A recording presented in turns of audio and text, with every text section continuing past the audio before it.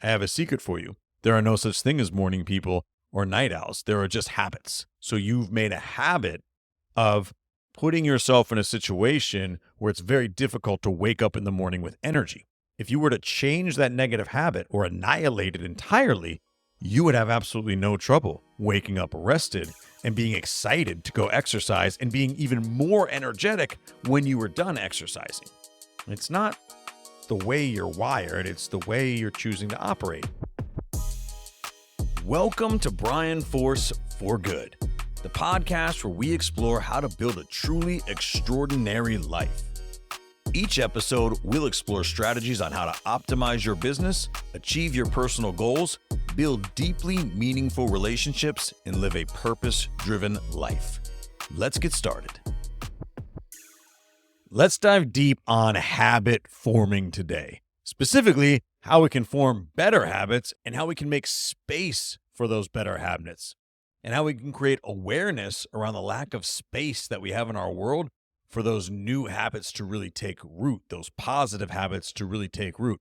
What most people miss when we're talking about forming new habits is that more often than not, the reason that our new habits don't stick is because we haven't undone and gotten rid of the unproductive, negative habits, the counterproductive habits that are occupying that space in our mind, in our nervous system, in our routine, that are simply taking up time in our physical world for our new habits to actually have a place, right? Or taking up brain power, taking up emotional energy, taking up energy inside of our nervous system, and they're keeping us from deeply ingraining those new positive habits into our daily lives. This is, by the way, one of the primary reasons why most people do not stick with their New Year's resolutions. Research has shown that only 9% of people actually follow through on their New Year's resolutions.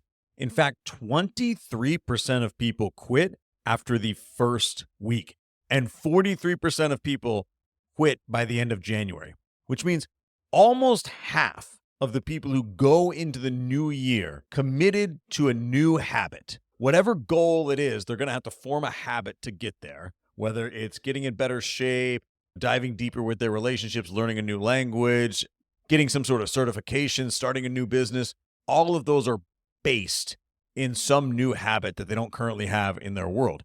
And by the end of January, almost half of the people that committed to forming a new habit have already given up on that. We've all probably experienced this in some way, shape, or form. One of the best examples is how busy the gym is on like January 2nd or 3rd versus how busy it is on Valentine's Day. By the middle of February, so many people that had a New Year's resolution to get back in the gym and start taking their health and fitness more seriously have completely given up on it by the middle of February. And that's truly sad because those people deserve to have that habit in their lives. Those people deserve to have that meaningful tie to the outcome that they're trying to achieve. The problem is we tend to set ourselves up for failure because we don't understand enough about our own psychology to create space in our world for empowering habits. The reason that we have to think deeply about the space that we have in our world is our lives are already full of habits. We are creatures of habit by nature. Whether we watch the same shows, we eat at the same restaurants, we listen to the same songs. Is there a movie in your life that you've seen like 100 times? Habits create repetition in our worlds. They create a sense of security. They create a sense of certainty. One of the 6 basic human needs is our need for certainty. And so our brains are hardwired to create patterns, and patterns just manifest themselves in the form of habits. What we tend to do, we tend to continue to do. And so we already have a habit stack. It's the same thing as when we talk about going on a diet. I'm going to go on a diet. Well, I have news for you. You're already on a diet. It just may or may not be an empowering diet. It may or may not be a diet that actually is good for your body. I certainly hope that it is. But when we talk about going on a diet, we're acting as if we're not already on one. What we should be saying is that we want to eat a healthier diet. We want to incorporate better philosophies into our diet. We want to incorporate better ingredients into our diet. We're already on a diet, and we already have habits. So, when we talk about creating new habits, the first thing that we need to do is acknowledge that we already have a full list, a full stack of habits in our world. It's very difficult to just add new habits, especially as an adult, because we already have a way of doing things. We have a way of going about our day. We have a way of navigating the world. We just may or may not have consciously built those habits. We may or may not have been deliberate about the way in which we interact with the world. We may or may not have been intentional about building empowering habits. But make no mistake, you already have a stack of habits that you abide by every single day. And it's important to really notice that, because adding a new habit without replacing an old habit is a surefire way that this new habit, that's probably a little bit difficult in the beginning, that probably takes some real resilience and some real commitment and maybe a little grit on our part to really solidify, he's going to be the first habit to go when we realize that our plate is full. When we don't compromise, when we don't sacrifice any of the old habits in our stack, it becomes very difficult for us to really deeply ingrain a new habit into the fold. We have a finite amount of time in the day. We have a finite amount of energy. And trust me, we have a finite amount of willpower. And so when we're already exhausted because our habit stack is not empowering and we're already short on time, ingraining something that we know is good for us but is a little bit difficult in the beginning is going to be difficult for us. It's going to continue to get pushed back. It's going to continue to be an all-start next year. It's going to continue to be the first thing we make excuses not to do when things are hard. So I want you to start to change your mind and change your philosophy around new empowering habits. What I'd like for you to do, and this is a really great thought exercise, is I'd like for you to make a list of all of the new habits that you really want to ingrain in your day-to-day. Things that you know you should be doing, things that you know will be good for you, things that you realize you will benefit greatly from when this version of you starts showing up every day. What are the habits that this version of you really leans into? What are the habits that are essentially unconscious for this version of you? It's the way they navigate the world. And there might be one, there might be 10. There's probably some healthy number in the middle there, maybe 3 or 4 things that you really know that you need to make a habit, right? Perhaps one is exercising regularly, really taking care of your body, eating a cleaner diet, getting more sleep, more rest, reading more, learning more about the world around you and how you want to navigate it in a positive way. Maybe breath work or meditation, stretching, or some form of self-care. Maybe it's just spending really intentional time with people that are close to you. Maybe you're a workaholic and you spend all of your time really focused on your career, and you want to make a habit of spending more time with the people that you love, enjoying every moment that you can with the people that are truly a blessing in your life. I want you to make a list of every one of those habits. Let's just say you have 3 to 4 really good ones. And then I want you to take a moment. And I want you to draw a line down the center of a sheet of paper with those new habits on the right-hand side. All of the new habits that you want to incorporate into your habit stack, into your life. Just ingrain into your way of being. And then I want you to take time and think deeply for a while. Think deeply around why you don't already possess those habits. Why aren't you already exercising at the frequency that you would like to be if you had that habit fully ingrained? Why are you not eating with the quality that you'd like to be if that habit were really ingrained? Why aren't you spending more time intentionally with the people that you love? I want you to take that question deeper and deeper. That why am I not already doing this? And I want you to consider that it's not a matter of you not having the motivation. It may not even be a matter of you not having the willpower. Willpower is finite, though. Motivation is incredibly finite. It's most likely a matter of space. For every single one of those habits that you've put down, I want you to think deeply on what should go on the left-hand side of that paper. And what should go on the left-hand side of the paper is the habit that you currently possess that is getting in the way of you ingraining the new habit. What is getting in the way and occupying the space where this empowering habit goes? When you make excuses not to exercise regularly, what most frequently is getting in the way? What most frequently is making that excuse really, really easy? Perhaps you want to exercise regularly, but you work really long days. And by the time you get home from work, you've got a million things going on. Your family's there. You want to spend time with them. You've got to make dinner for everyone. You're still not quite wrapped up. You might have a few emails you still need to send off. There's a whole lot going on. And if you don't get your workout in the morning, then you're probably not going to do it later on. Maybe that's just how your schedule works. In that case, it's very obvious what you need to do. You need to be waking up energized every morning in order for you to get your exercise in at the beginning of the day. And so now take that deeper. Why are you not getting up and working out every day? And have an honest conversation with yourself.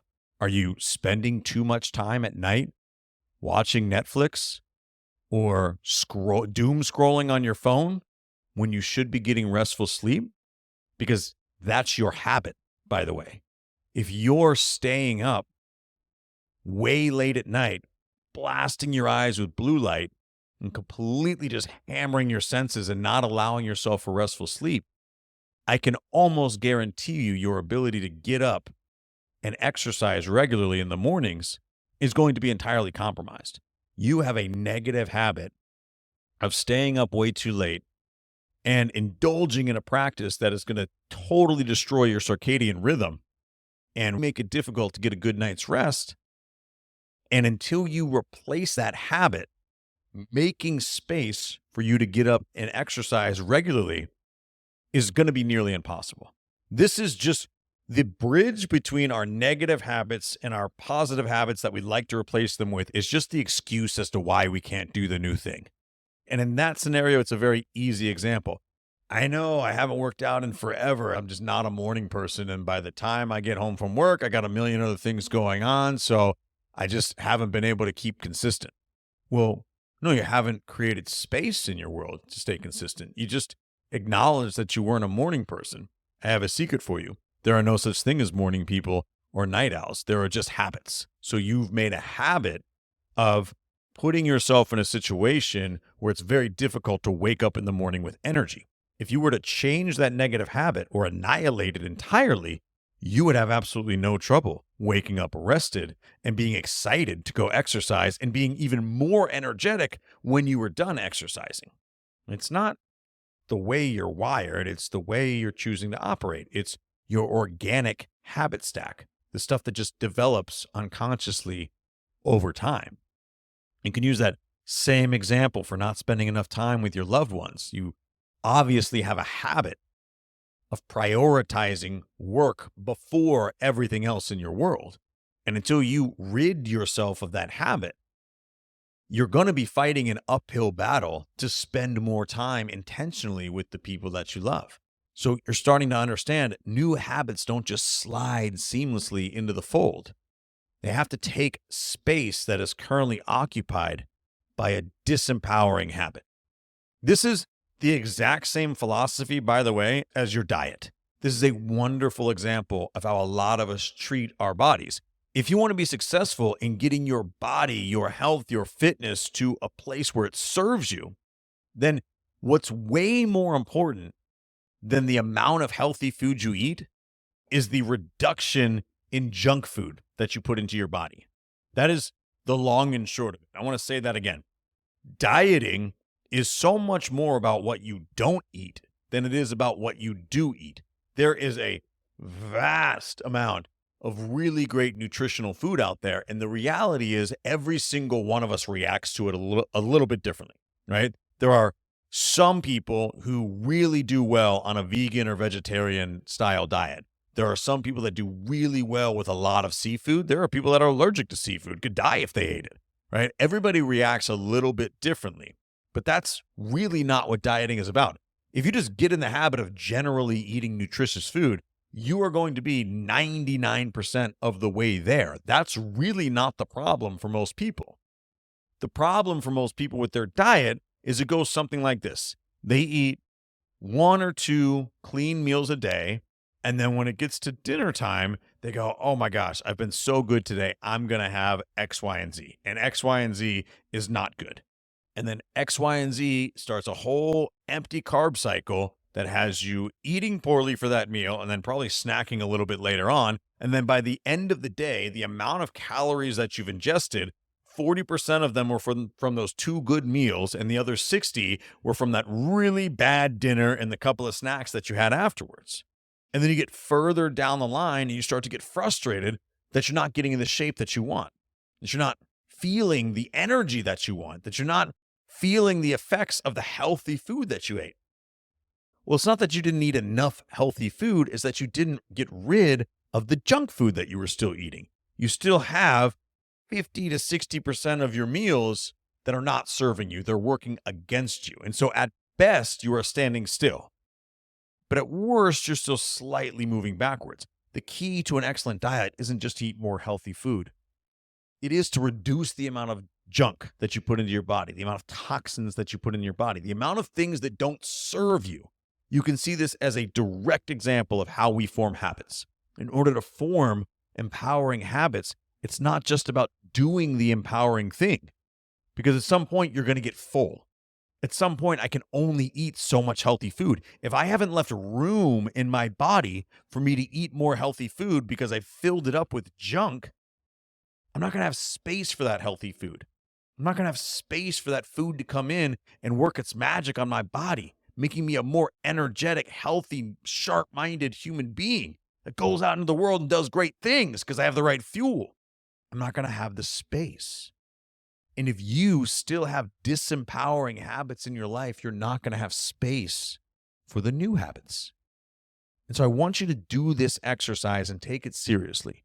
I want you to draw that line down the middle of the sheet of paper and think deeply around how what's on the left is taking up the space that you'll need to reserve for what's on the right.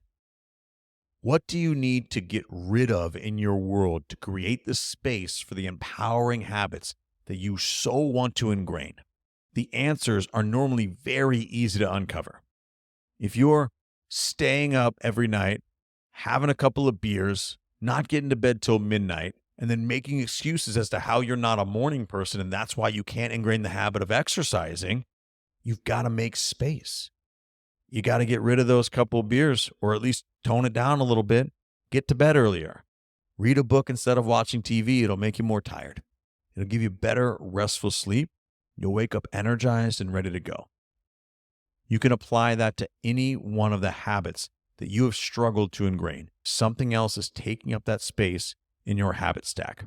I would love to hear the results that you get from this exercise and what you need to remove in your life to create space for the empowering habits that you want to implement. Drop a comment, let me know, get in touch with me. I appreciate you watching this episode, and I look forward to talking to you soon. Thank you for joining me for another episode of Brian Force for Good. If you found this episode valuable, I would truly appreciate it if you subscribe to this podcast and maybe even left me a review. While you're at it, check out brianforce.com and sign up for our weekly newsletter, The Mindful Tycoon. Each week, we provide insights to help you grow your business, achieve financial freedom, and live a life of purpose and fulfillment. Thank you again for listening, and we'll see you next time.